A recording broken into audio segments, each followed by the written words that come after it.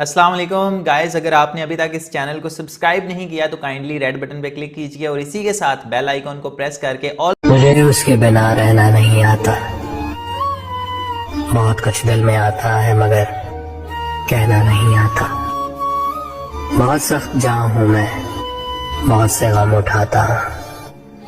बस एक दर्द जुदाई है कि जो सहना नहीं आता। हमेशा नम किनारों को मेरी आंखों के रखता है। ये आंसू कैसा आंसू है जिसे बहना नहीं आता। कभी किसी से भी जिक्र जुदाई मत करना। इन आंसुओं को कभी रोशनाई मत करना। जहां से जी न लगे तुम वहीं बिछड़ जाना, मगर खुदा के लिए बेवफाई मत करना। हो कदिया सावर यार वे, हो कदिया